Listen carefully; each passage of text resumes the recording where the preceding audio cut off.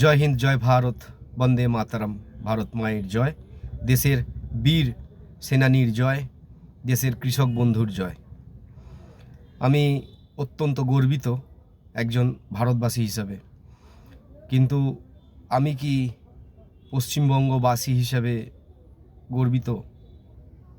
একটা question mark. নমস্কার বন্ধুরা, আমি সোমনাথ নন্দী আপনাদেরকে একটি বিশেষ প্রতিবেদন আপনাদের সামনে নিয়ে এলাম। অনুরোধ করব সমগ্র ভিডিওটা দেখে তারপরে আপনারা নিজের মন্তব্যটা আমার কমেন্ট বক্সে রেখে যান। গত শনিবার পশ্চিমবঙ্গে যে ঘটনার সাক্ষী পশ্চিমবঙ্গবাসী রইল তথা সমগ্র ভারতবর্ষ রইল, সেই মর্মে আমরা কি মর্মাহত হব বাঙালি হিসেবে, পশ্চিমবঙ্গ হিসেবে, না দুঃখিত হব, না লজ্জিত হব? কোনটা আমার বোধগম্য হচ্ছে না। আপনারা বলে যান। প্রশাসনের গাফিলতি, অক্ষমতা এবং প্রশাসনের কিছু বিশেষ ব্যক্তিবর্গকে এক্সট্রা মাইলেজ দেওয়ার জন্য এবং কিছু পরিবারকে এক্সট্রা মাইলেজ দেওয়ার জন্য তারা আমাদের আবেগ, ফুটবল আমাদের আবেগ, আমাদের ভালোবাসা নিয়ে খেলা হবে, তারা খেললো, আমাদের তারা বুঝলো না। কর্তৃপক্ষ এবং এই সমগ্র প্রোগ্রামটার ম্যানেজমেন্টের দায়িত্বে যারা ছিল, অবশ্যই তাদের অক্ষমতা। যেরকম ফুটবল আমাদের কাছে একটা আবেগ, বাঙালির কাছে আবেগ, আমি সঠিক বলছি কি না জানি না, সমগ্র ভারতবর্ষে বোধহয় ফুটবলটা কলকাতাতেই একটু আবেগের ছোঁয়া অন্যরকম, এবং কলকাতাতেই হয়তো স্বাধীনতার আগে থেকেই আমাদের মোহনবাগান, ইস্টবেঙ্গল, এই দুটো ক্লাব নিয়ে আমরা অত্যন্ত মাতামাতি করি, কারণ আমরা ভালোবাসি। ফুটবল আমাদের আবেগ, এবং সেই ফুটবলের এক অন্যতম নক্ষত্র লিওনেল মেসি আমাদের কাছে একটা নক্ষত্র, একটা ভালোবাসা, আমাদের কাছে ফুটবলের ভগবান। তো আমরা যারা দর্শক, আমি যাইনি, কিন্তু যারা গেছিলেন তাদেরকেও বলবো, এবং প্রশাসন যারা এই ম্যানেজমেন্টটার পুরো ডুবিয়ে দিল তাদেরকেও বলবো, আমরা এই যে প্রোগ্রামটা হলো, কিছু ব্যক্তি বিশেষ বর্গকে এক্সট্রা ফুটেজ, এক্সট্রা কভার দেওয়ার জন্য পুলিশ, প্রশাসন, কর্তৃপক্ষ আমাদেরকে নিয়ে যে ঘটনাটা ঘটালো তা অত্যন্ত বাজে।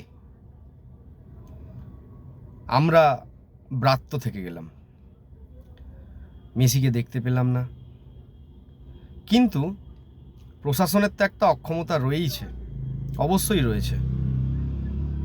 দর্শকদের বলবো, আপনারা যে স্টেডিয়ামটা, যুবভারতী ক্রীড়াঙ্গনটা যেভাবে নষ্ট করলেন, যেভাবে ভাঙচুর চালালেন, সেটা কি কাম্য ছিল?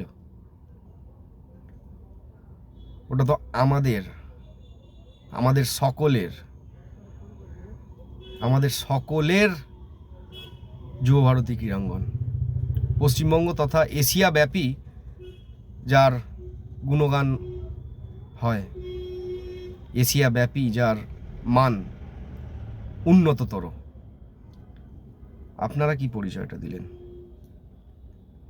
শুনছি স্টেডিয়ামের যে ধ্বংস হয়েছে তার টাকার অঙ্কের পরিমাণ 2 কোটি ছাপিয়ে গেছে। সেই টাকাটা কে দেবে? সরকার দেবে? কর্তৃপক্ষ দেবে? আপনাদেরকে তো ঘোষণা করেছে যে আপনারা নিজেদের টিকিটের টাকা ফেরত পাবেন। আদৌ পাবেন কিনা জানি না, এটা সম্ভব কিনা তাও জানি না। যারা টাকা পকেটে পড়ার তারা পুড়ে চলে গেছে। আপনি আপনার ঘর, আপনার নিজের সম্পত্তি আপনি নিজের হাতে ধ্বংস করে দিলেন। হ্যাঁ, অবশ্যই রাগটা আমারও স্বাভাবিক, আমি না গিয়েও আমার রাগটা স্বাভাবিক। আপনারা পেলেন না, যারা গেছেন তারা পেলেন না। দর্শক আসনে এরকম অনেক দর্শক ছিল যারা কিন্তু গ্যালারিতেই বসছিল। তাদের প্রতিবাদটা একটু অন্যরকম ছিল। এই হিংসাত্মক ধ্বংসাত্মক প্রতিবাদ তাদের ছিল না। কিন্তু একবারও কি আপনারা ভাবলেন না আপনারা নিজেদের সম্পত্তি নিজেরা ধ্বংস করছেন? এই যুবভারতী ক্রীড়াঙ্গন এটাকে আবার পুনরায় উজ্জীবিত করার জন্য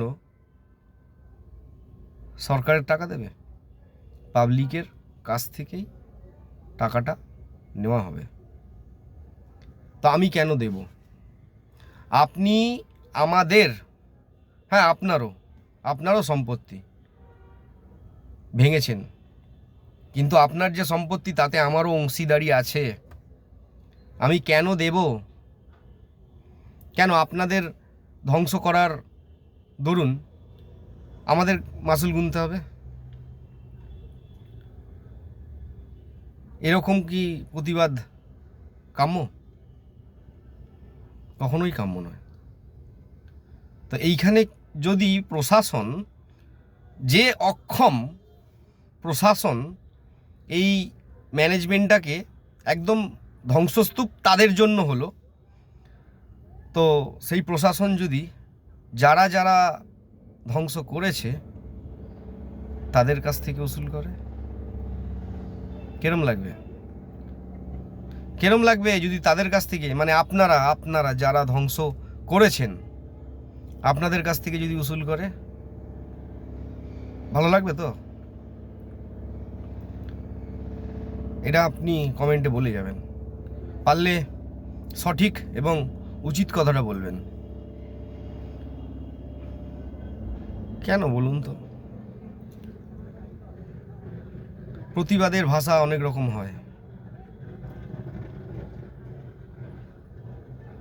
কিন্তু ধ্বংসলীলা চালিয়ে, আচ্ছা একটা কথা বলুন তো, আপনারা যারা ধ্বংসলীলা চালিয়েছেন, যারা ভাঙচুর করেছেন, আপনাদের আত্মীয় স্বজনের বা আপনার বিয়েতে আমি খেতে গেলাম বা আমরা খেতে গেলাম, তো খাবারে নুন বেশি হয়েছে, আমরা গিফট দিয়েছি, নুন বেশি খাবার কেন খাবো? যদি আমরা বিয়ে বাড়িটাকে তছনছ করি, ভালো লাগবে তো? বলবেন তো এটাই প্রতিবাদ ছিল? যদি সেইখানে যদি বলেন যে না কেন ভাঙবে, তাহলে এইখানে কেন ভেঙেছেন? ওটা তো আমারও সম্পত্তি, আপনারও সম্পত্তি, কেন ভাঙলেন? সঠিক না। প্রতিবাদটা করুন পরিবর্তনের মাঝে, পরিবর্তনের মাধ্যমে প্রতিবাদটা করুন। প্রতিবাদটা আসল জায়গায় করুন। পাড়ার ক্লাব চালানোর ক্ষমতা নেই যাদের, তারা রাজ্য চালাচ্ছে, এইটা প্রতিবাদ করবেন না? এই কি ম্যানেজমেন্ট? এই কি তাদের সক্ষমতা?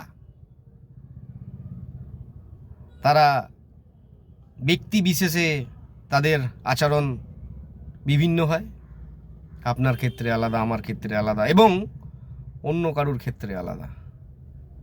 এগুলো চোখে বাঁধে না? আপনাদেরকে একটা ট্যাগ দেওয়া হচ্ছে, উগ্র জনতা।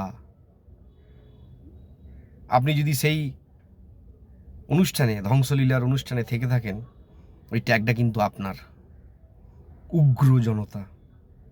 আপনি উগ্র আমাদের জন্য, আপনি উগ্র সমাজের জন্য, আপনি উগ্র আপনার পরিবারের জন্য। থামুন, সিভিক সেন্স জাগান। আজকে পশ্চিমবঙ্গটাকে একটা নতুন স্লোগান, চুরি করা স্লোগান, সেইগুলো খুব সুন্দরভাবে ছড়িয়ে যাচ্ছে। হওয়া উচিত না। আমরা পিছিয়ে পড়ছি।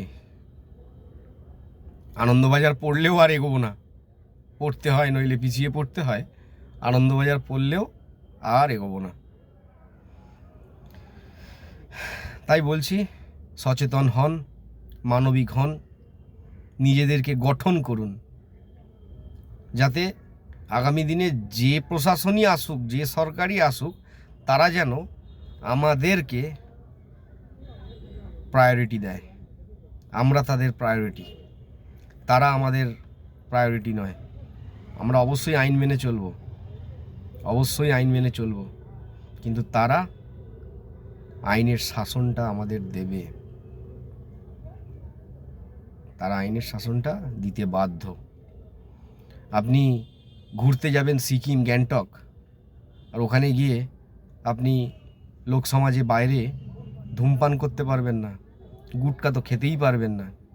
ওখানে আপনি সুন্দর করে মেনে নিচ্ছেন ওখানকার আইনটা, এখানে যদি বলা হয় প্রতিবাদ করবেন, ধ্বংসলীলা চালাবেন, কেন? কেন? থামুন, এভাবে চলতে পারে না, কখনোই চলতে পারে না। প্রতিবাদটা সঠিক জায়গায় করুন, সঠিকভাবে করুন, সঠিক রাস্তায় নেমে করুন, ধ্বংসলীলা চালিয়ে নয়।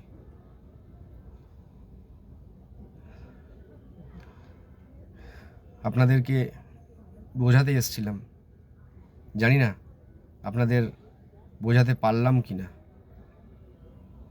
আপনারা নিজেদেরকে গঠন করুন। নমস্কার, জয় হিন্দ, জয় ভারত।